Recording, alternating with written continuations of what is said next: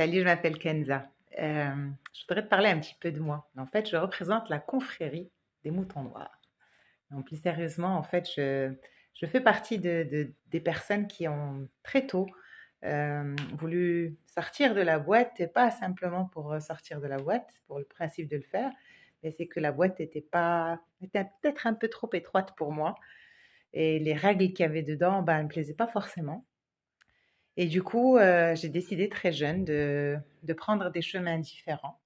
Ça représentait beaucoup de challenges. Ça a été aussi pas forcément toujours bien accueilli par, ma famille, mon entourage. Mais j'ai développé en fait cette capacité de pouvoir, être conduite par ma passion, tout en laissant quelque part de côté, pas réellement, je l'ai pas laissé de côté en fait. J'ai surtout nourri ma passion et cette nourriture, cette passion-là que je ressentais à l'intérieur me permettait de traverser les moments qui étaient difficiles ou les événements challenging avec la famille, les amis, l'entourage, la société, la culture, etc. Et j'ai pu justement traverser le cap, de passer de la place bien choyée dans une multinationale au Maroc, à entrepreneur dans un métier qu'en fait je ne connaissais pas vraiment. Et simplement parce qu'il me passionnait, c'est le design de mobilier et l'architecture d'intérieur. Et ensuite, au bout de 7 ans, j'ai fait le tour de la question et j'ai eu besoin de passer à autre chose. Et je suis allée dans le monde du développement personnel, du yoga au départ, et ensuite du développement personnel. Et ensuite, l'envie d'être maman est arrivée. Et donc, j'ai été maman. Et puis, j'ai décidé finalement d'avoir cet enfant seul. Et je l'ai fait au Maroc.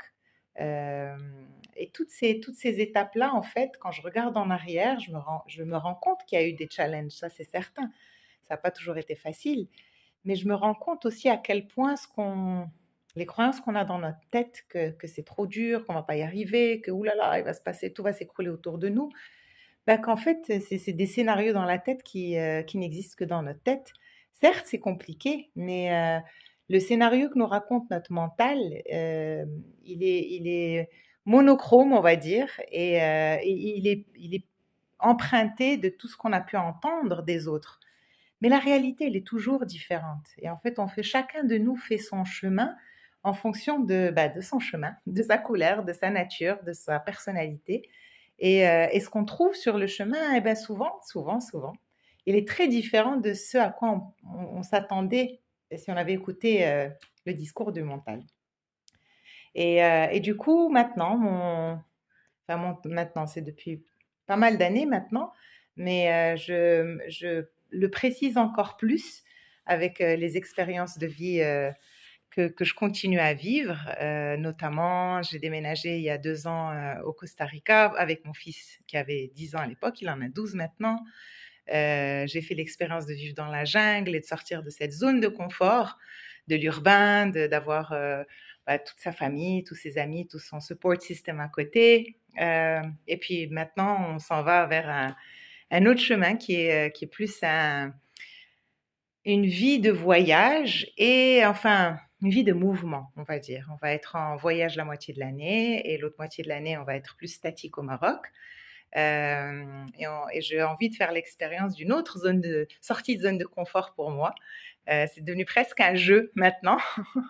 C'est de faire l'expérience dans un utilitaire. En fait, c'est pas vraiment un van, c'est plus petit qu'un van, mais que j'ai équipé pour qu'on puisse dormir dedans et de faire le voyage en Europe comme ça et d'expérimenter ça avec mon fils et de faire ces apprentissages de vie en voyageant et bien sûr de continuer à faire ce que j'aime en dehors d'être la maman de Bilal et voilà, et juste Kenza, c'est d'accompagner les êtres humains, les femmes, les hommes, beaucoup plus les femmes, les hommes, réveillez-vous, à, à justement regarder ces zones de confort-là et voir si elles sont vraiment aussi confortables que ça.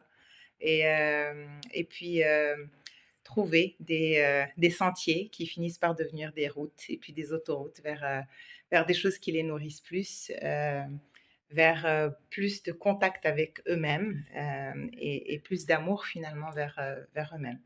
Donc, si tu te sens appelé, si mon énergie t'appelle, si tu as envie d'explorer un peu ces petits sentiers vers les choses qui t'ont peut-être toujours passionné et que c'était peut-être pas le moment où tu avais besoin d'un soutien pour ça.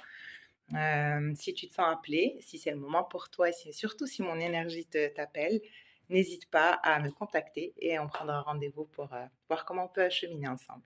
Je te souhaite une belle journée ou soirée, dépendamment de quand tu écoutes ça, et puis j'espère à bientôt.